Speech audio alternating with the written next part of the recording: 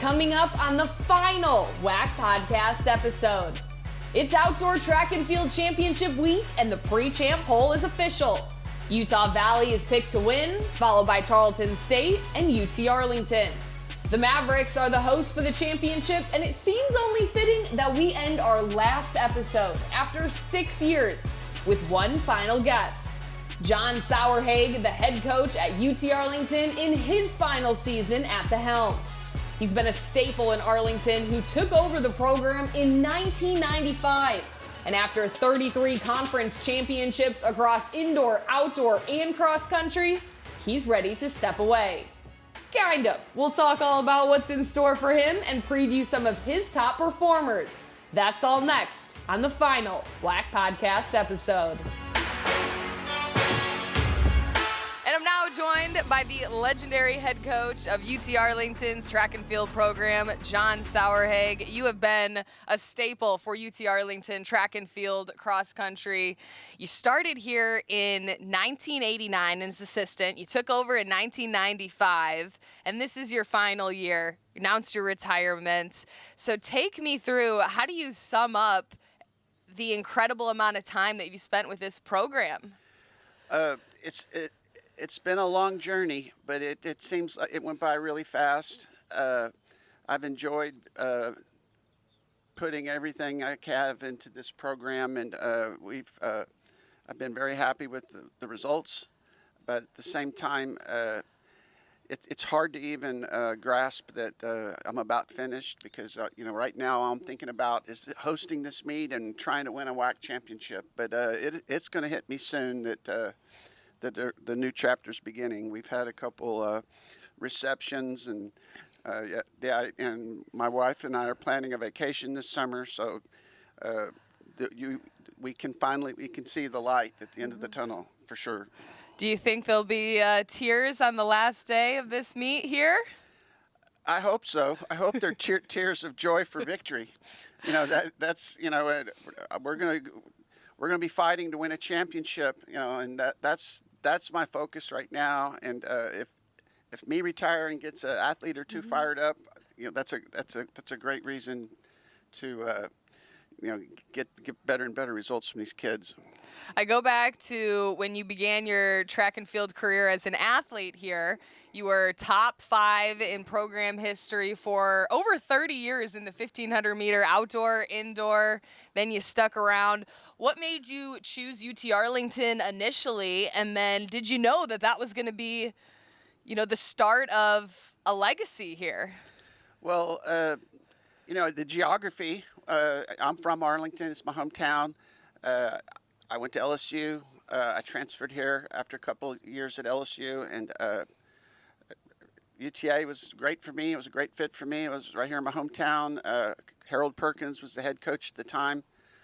We competed in the Southland Conference. I think we finished 3rd as a team my senior year. Had a nice squad. I went on to be his grad assistant, ended up working for Monty Stratton, who was actually in the WAC at TCU as well. And I was Coach Stratton's assistant for 7 years, and he helped me learn how to build a program, and I just took it from there. And All-Americans, and we've had several top 25 finishes over the years. But the conference titles and trying to have a team that wins conference championships, that's what this program's been about. And getting people to the NCAA meet has been special. We've had a few Olympians, but the conference championship is at its core the template of how we put teams together and what we're trying to get accomplished every year. That's what I'm most proud of. Is we've won 33 conference championships here since I've been head coach, and Coach Stratton, I believe, had won like 11 or 12. Coach Perkins won. So we've been proud of winning conference meets, and that's how we build our team here, and that's the success we've had, and that's the success we want to continue. And it's been a fun ride, and I'm going to miss it, but I'm still going to be around next fall as a part-time coach, and I'm looking forward to that new role, and going to help Coach Berger with the duties of he has, and hopefully not have to pay bills and go to a lot of meetings.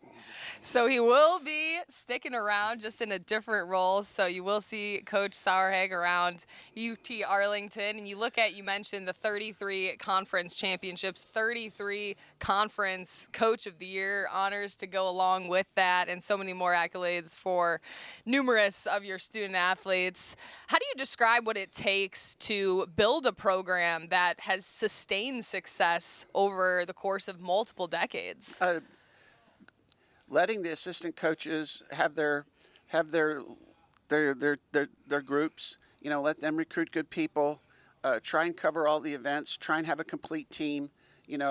This staff, we have a good throws coach, jumps coach, sprints coach, multi events. We have all the event areas covered, and over the years, that's how we've managed to stay at even keel. Obviously we have distance runners. That's my specialty as head coach, but having a complete team and having coaches that are fired up and have passion about wanting to be good, wanting to take good care of their athletes, be good mentors. We've tried to conservatively go for it, along the way. We've tried to push the envelope a little bit here and there, but in the long run, do what's best for the kid, do what's right. That normally, in the long term, it levels out to where, and you can sustain things and keep things going. And we've had great support from our athletic department here. I feel like they've loved track, hopefully as much as I have and do still. We have this nice facility here, and we managed to update it, and keep it up to par, with what you need to have a championship meet. We're proud of this place, and I'm proud of the team we have. I'm proud of the coaches, and none of this would have been possible without all the things I just said. Good athletic department, the support staff here, the trainers, the academic supports people. It takes a village to put a good program together, and we've had that. I'm looking forward for that to continue. You've been the head man of this program for so long, and sometimes it's hard to step away. I know you'll be in a different role where you'll still be around the program, but how challenging will that be for you to take that big step back, but also leave plenty of time for golf and other activities that you haven't been able to do for the last probably 35 years? Lisa wants to go on some vacations, and I think that's something she's looking forward to is to be able to go see the fall colors, or maybe go somewhere in spring break. That's fun, but taking a step away from being head coach, I think I can do it. We're getting ready to find out. I have a lot of confidence in Coach Berger. I'm there if he needs me. I hope he doesn't have to lean on me too much, but he knows what we have to do to put a good program together. He's been a head coach trainee for almost 19 years, and he's helped me adjust things along the way, and he's kept me in check. I've kept him in check. Coach Durham's done a wonderful job. She's, one of the main reasons for our success too. Both Coach Durham and Coach Berger done a wonderful job, and it will be hard. I'm used to leading, but I can be his consigliere. That's what I'm kind of looking forward to. Where's that first vacation? Kenya. We're leaving for Africa here after the national meet. So that is a fantastic way to kick off retirement. Yeah, we're looking forward to that. We'll be gone most of the month of June in Africa. Love it. And for this outdoor track and field championship, the pre-championship poll came out, UT Arlington third as a team. This is a team that continues just to get better and better. What are you hoping for in some of your athletes this week? Who do you need to have a big meet to put some big points on the board? Well, I keep going back to the balanced team. We have on the women's side, our middle distance group has to be able to keep up with Utah Valley's and Cal Baptist distant gauntlet. They have a lot of good athletes, but we've got some good ladies too that are doing really well. And if we can just hold serve with them in some of those distance events, our complete team will start to show its worth as the way to get it done. By getting points in the in the throws and points in the multis and jumps and stuff. That's, going into the last day, getting people into the finals. I always make the joke that, you don't need to be eating nachos on the last day, and you don't need to be knowing what the concession stand menu is. You need to be getting ready to compete, so the more people we have away from the line in the concession stand and, under a tree with their playing some music, getting ready to compete in 30 minutes, the more people we have like that, the better chance we'll have to come out on top. You ever have a lot of athletes in line at the concession stand? You've had to rein them in several years? Yeah, hopefully that won't happen. Looking at relays, that's always one of the highlights of these meets. Your 4x800 meter relay broke a 16-year school record back at the Texas relays. What are you seeing from the groups that you have selected to run in these critical relays? Yeah, Alex Kalmar on the men's side is, leading the way for us. He's run 146, and he's in tremendous shape. He can run a 4x4 leg, that as good as anybody on our team, but most especially for us right now, we have a freshman, Jaden Haynes, who's run 45. When you get a 45 guy in your group, you're starting to do something. So we're going to run 3:0 something in the 4x4 this weekend. It gives you confidence at the end of the meet. We've got some firepower at the end if we can just get there. Get to that last event with a chance to win the meet. We feel pretty good about our chances. You mentioned Alex Kalmar. He broke his own school record at SMU not too long ago in the 800. How has he developed over the course of this year? Well, he's got a lot of speed, and when you combine speed with endurance, and then he's got good racing intuition.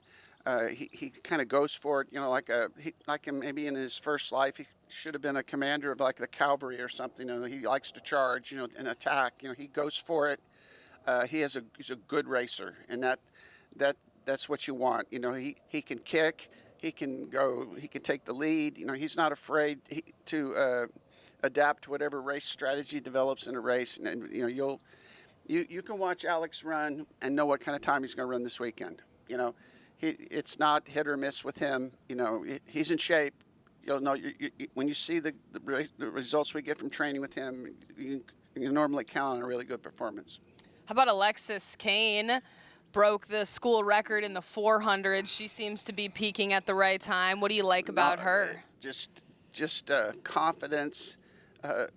Excuse me. Her confidence is growing all the time. She's not, scared of the competition or an injury or anything like that. She knows what she has to do. She's ready to attack her race plan, and she's well coached. And I wouldn't bet against her this weekend either. Amelia Handel was one of the WAC Outdoor Players of the Week for track and field. She had an incredible outing in the 800 as well. Now is fourth in program history. What are you seeing from her? Much like Alexis, very confident. And also just in great shape, and there's no aches or pains right now. I have to get this spider off you. Sorry, interrupt. Last WAC Podcast, we have spiders. The last spider on the WAC Podcast. Amelia is ready to run. She's going to do the 15 and the 8. She'll be a top gal in both those races. She's like the rest of our ladies, she's hungry for a team title, and she's ready to do whatever it takes to help our team win a team championship. That's our goal, is to win the conference meet. I'm confident that we're going to have a chance going into the last day, because with some of the people you've just mentioned, on both sides, the guys are ready to compete well too. So, when you have a good middle distance runner, you have a good sprinter, you have good throwers, we have good vaulters, we're set. We have everything set to compete for a team title. Can we not make mistakes? Can we, stay in our lane? Can we compete like we're capable of? All that stuff. We can't beat ourselves because these teams are too good. You can't screw up. You have to come through with the performances you're capable of if you're going to hang with a team like this. And there's some comfortability with being the host this year. How fitting is that your last outdoor track and field championship going out with a bang here on your home field? Well, we've talked about that in the meetings a couple times. Home field advantage can be a tremendous asset for us, and yet you can't have the distractions of living at home, or I need to go run an errand, or my parents are coming into town and they want to take me out to eat. And, when we're at a hotel, you can control these people. They're in a bed. We go down to the truck, we warm up, we go eat, I go back and rest, you got to count on them to do all those things. But, there's nothing like home cooked meals. There's nothing like sleeping in your own bed, not having to travel, not having a, 8-hour day with 4 different connections at airports. That stuff is,